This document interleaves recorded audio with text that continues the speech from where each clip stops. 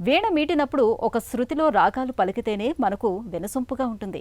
రాగాలు శృతి తప్పితే ఆ కఠోరమైన శబ్దాల్ని వినలేక చెవుల్ని మూసుకోవాల్సి వస్తుంది. మన గుండె లయ కూడా అంతే.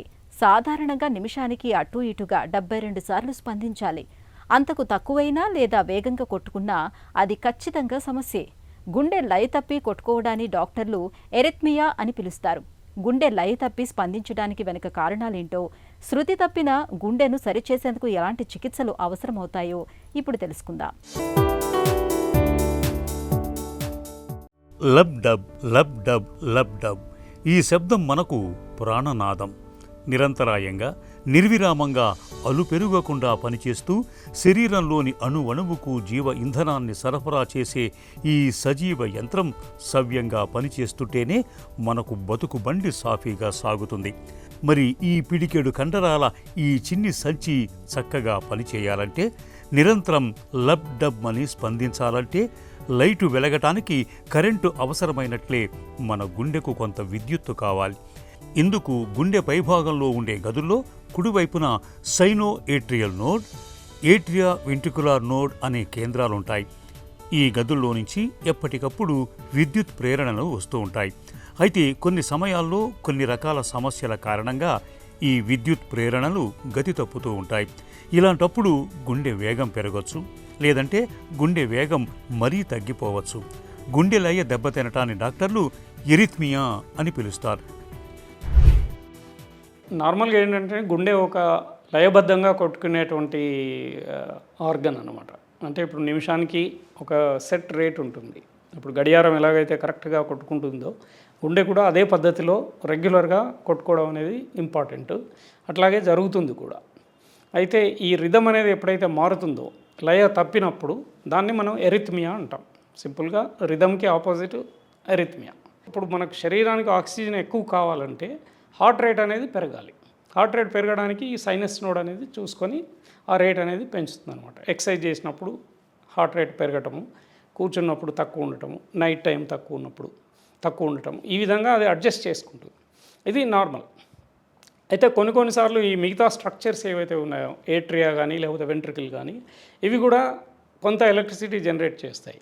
ఈ సైనస్ నోడ్ పనిచేయనప్పుడు ఇవి యాక్షన్లోకి వస్తాయి అన్నమాట. ఇప్పుడు ఉదాహరణకు ఆఫీసర్ లేకపోతే నెక్స్ట్ ఆయన ఎవరు ఉన్నారో ఆయన పనిచేస్తారు. అట్లాగే గుండెలో కూడా సైనస్ నోడ్ని కాదని ఏట్రియా కానీ వెంట్రికల్ కానీ తమంతట తాము ఎలక్ట్రిసిటీ జనరేట్ చేసుకుని ఎక్కువగా పనిచేస్తే ప్రమాదం జరుగుతుంది అన్నమాట. సో వీటిని, ఈ ఎరిథ్మియాస్ని మనం డిఫరెంట్గా డిఫైన్ చేస్తాం. అందులో ఏట్రియల్ రిథమ్స్ ఎరిథ్మియాస్ వేరు, వెంట్రికులర్ ఎరిథ్మియాస్ వేరు. ఈ రకంగా వాటిని డివైడ్ చేస్తాం అన్నమాట. వేగంగా పరుగెత్తినప్పుడు గుండె వేగం పెరగటం, విశ్రాంతిగా ఉన్నప్పుడు గుండె నెమ్మదిగా కొట్టుకోవటం మనందరికీ అనుభవమే. అలాగే ప్రేయసీ ప్రియులు ఒకరినొకరు ఎదురుపడ్డప్పుడు గుండె కాస్తంత లయ తప్పి కొట్టుకోవటం మనకు తెలుసు. ఈ పరిస్థితి కాసేపే, తిరిగి కొద్దిసేపటికి అంతా సర్దుకుంటుంది. కానీ గుండెలోని విద్యుత్ కేంద్రాల్లో సమస్యలేవైనా తలెత్తినప్పుడు గుండె లయ తప్పి కొట్టుకోవటం అనేది దీర్ఘకాలిక సమస్యగా మారుతుంది.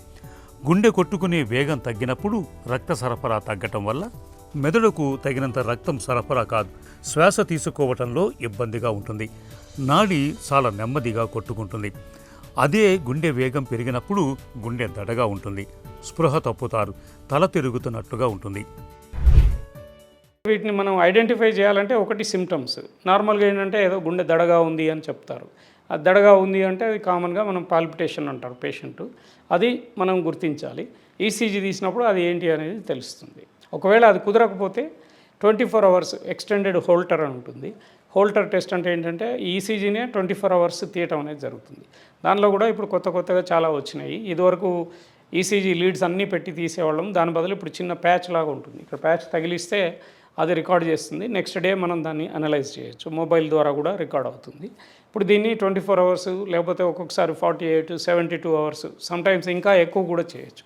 కొన్నిసార్లు ఇవి మనకు పట్టుబడకపోతే లూప్ రికార్డర్స్ అని ఉంటాయి, ఇంప్లాంటబుల్ రికార్డర్స్. చిన్నగా స్కిన్ కింద అది పెట్టేస్తాం అన్నమాట. దాన్ని బట్టి మనం 3 నెలలు 6 నెలలు దాన్ని అనలైజ్ చేయడానికి వీలవుతుంది. ఈ రిథమ్ డిస్టర్బెన్సెస్లో ఏంటి కారణం, అది ఏ రకమైంది, ఏట్రియలా లేకపోతే వెంట్రికులరా ఏ ఉంది అనేది తెలుసుకోవడం అనేది చాలా ఇంపార్టెంట్. ఇందులో జనరల్గా ఏంటంటే ఏట్రియల్ లేదా సూప్రా వెంట్రికులర్లో పేషెంట్కి లైఫ్ రిస్క్ అనేది అంతగా ఉండదు. సో వాళ్ళు హాస్పిటల్కి వెళ్ళి చూపించుకునే టైం ఉంటుంది.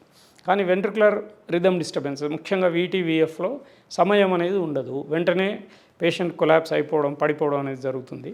వాళ్ళకి వెంటనే CPR చేస్తేనే ప్రాణం నిలబడుతుంది అన్నమాట. నిమిషానికి 72 సార్లు కొట్టుకోవాల్సిన మన గుండె అంతకు ఎక్కువగానో లేదంటే తక్కువగానో కొట్టుకుంటున్నప్పుడు సమస్యను నిర్లక్ష్యం చేయకుండా వెంటనే డాక్టర్ని సంప్రదించి తగిన పరీక్షలు చేయించుకోవాలి. గుండె వేగం బాగా ఎక్కువగా ఉంటున్నప్పుడు ఛాతీ పైభాగంలో పేస్ మేకర్ అనే కృత్రిమ పరికరాన్ని అమర్చి హృదయ స్పందనను సరిచేస్తారు. గుండె వేగం మరీ తక్కువగా ఉంటున్నప్పుడు బీటా బ్లాకర్స్ మందుల సాయంతో గుండె లయను క్రమబద్ధం చేస్తారు. అరిథ్మియా అనేది కన్ఫర్మ్ చేసుకున్న తర్వాత ముఖ్యంగా అది బినైనా మెలిగ్నెంటా, అంటే బినైన్ అంటే అంత ప్రాణాపాయ స్థితికి దారి తీసేది కాదు అని అర్థము. మెలిగ్నెంట్ అంటే ప్రాణాపాయం ఉండే అవకాశం ఉంటుంది. ఏదైనా కూడా ECG తీసి కొన్నిటికేమో వెంటనే చేయాల్సి ఉంటుంది. ఉదాహరణకి ఏట్రియల్ ఫిబ్రిలేషన్ ఉంటుంది, దానికి అంత అర్జెంట్ ఏమి ఉండదు, దానికి మందులు పెట్టచ్చు. ఎప్పుడైతే పల్స్ అందట్లేదు, పేషెంట్ కొలాప్స్డ్ స్టేట్లో ఉన్నాడు, మనుషుల్ని గుర్తించి తన పేరు కూడా చెప్పలేని పరిస్థితిలో ఉన్నాడంటే అప్పుడు కార్డియాక్ డీఫిబ్రిలేటర్ పెట్టాల్సి ఉంటుంది. అది వెంటనే షాక్ ఇవ్వడంలో మనిషి ప్రాణాన్ని మనం కాపాడగలుగుతాం. ముఖ్యంగా ఇది కొన్ని సూప్రావెంట్రుకులర్ టెకికార్డియాస్లోను వెంట్రుకులర్ టెకికార్డియా, వెంట్రుకులర్ ఫిబ్రిలేషన్ ఇటువంటి సిచ్యువేషన్స్లో మటుకు కంపల్సరీగా ఎమర్జెన్సీ కార్డియాక్ డీఫిబ్రిలేటర్ ఉపయోగించాల్సి ఉంటుంది. ఇది అయిన తర్వాత ఈ రిథమ్స్ని బట్టి మందులు పెట్టడమా లేకపోతే ఇంకేం చేయాలనేది తెలుస్తుంది. కొన్ని సందర్భాల్లో ప్రీవియస్గా హార్ట్ అటాక్ ఉన్న, గుండె కండరం బాగా దెబ్బతిని ఉన్న ICD అని ఒక ఇంప్లాంట్ పెడతాం. పేస్ మేకర్ మాదిరిగా ఉంటుంది, ఇంట్రాకార్డియాక్ డీఫిబ్రిలేటర్. నార్మల్గా ఏంటంటే ఈ DC షాక్ అనేది అన్ని చోట్ల అందుబాటులో ఉండదు. మనకి ఇవ్వాలంటే దానికి ట్రైన్డ్ పీపుల్ ఉండాలి, ఆ సమయానికి అది అందుబాటులో ఉండాలి. సో ఒకవేళ ఈ కార్డియాక్ అరెస్ట్ సర్వైవర్స్కి ఎక్కడికైనా వెళ్ళినప్పుడు మళ్ళీ వస్తుందేమో అనే రిస్క్ అనేది ఉంటుంది. ప్రతి చోట మనం డీఫిబ్రిలేటరు దానికి తగినటువంటి మనుషులు అవైలబుల్ ఉండరు కాబట్టి ఈ డీఫిబ్రిలేటర్ని ఇక్కడే అమరుస్తాం అనమాట. ఒక వైర్ కానీ లేకపోతే 2 వైర్స్ కానీ, సింగిల్ చేంబర్ లేదా డ్యూయల్ చేంబర్ అని ఉంటుంది. అది కనుక మనం అమరిస్తే ఒకవేళ రిథమ్ డిస్టర్బెన్స్ వచ్చినప్పుడు అదే తెలుసుకుంటుంది అనమాట. ఇది VT వస్తుంది అని గుర్తించి వెంటనే అది లోపటి నుంచే షాక్ ఇచ్చేస్తుంది. సో దానివల్ల పేషెంట్కి ఒకేసారి షాక్ వచ్చినట్టు ఉంటుంది. కానీ షాక్ వచ్చింది అంటే ఒకసారి లైఫ్ సేవ్ అయినట్టుగా లెక్క. కొన్నిసార్లు ఈ హార్ట్ రేట్స్ అనేవి తక్కువ కూడా అయిపోతాయి. ఉదాహరణకి ఏజ్ ఎక్కువైనా లేదంటే హార్ట్ అటాక్ వచ్చిన పేషెంట్స్ కానీ, మయోకార్డైటిస్ అయినప్పుడు కానీ నార్మల్గా కొట్టుకోవాల్సిన విధానంలో కాకుండా హార్ట్ రేట్ అనేది డ్రాప్ అయి ఉంటుందన్నమాట. అట్లాంటి వాళ్ళకి పేస్ మేకర్ అనేది కంపల్సరీగా పెట్టాల్సి వస్తుంది. పేస్ మేకర్ అనేది చాలా సింపుల్ ప్రొసీజర్ అండి. అందులో డ్యూయల్ చేంబర్ లేదా సింగిల్ చేంబర్ అని ఉంటుంది. అది అమర్చినప్పుడు ఆ బ్యాటరీ ఏదైతే ఉంటుందో అదే ఎలక్ట్రిసిటీ జనరేట్ చేసి సప్లై చేస్తుంది అనమాట. ఇది కూడా ఏంటంటే చాలా ఇంటెలిజెంట్ డివైస్ ఉంటుంది. ఒకవేళ హార్ట్ రేట్ కనుక బాగుంటే ఇది అబ్జర్వ్ చేస్తుంది అన్నమాట. ఒకవేళ హార్ట్ రేట్ తగ్గినప్పుడు మాత్రమే ఇది ఎలక్ట్రిసిటీ ఇంపల్స్ జనరేట్ చేసి హార్ట్ కొట్టుకునేలాగా చేస్తుంది. దాన్ని మనం రేటు కరెక్ట్గా సెట్ చేసుకోవచ్చు.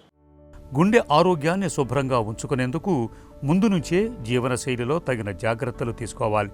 షుగర్, BP వంటి దీర్ఘకాలిక వ్యాధుల్ని చక్కగా అదుపులో ఉంచుకోవాలి.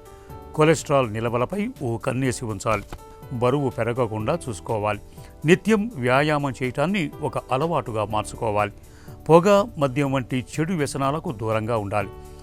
గుండెకు సంబంధించి ఏ చిన్న సమస్య కనిపించినా ఆలస్యం చేయకుండా వెంటనే డాక్టర్ని సంప్రదించాలి.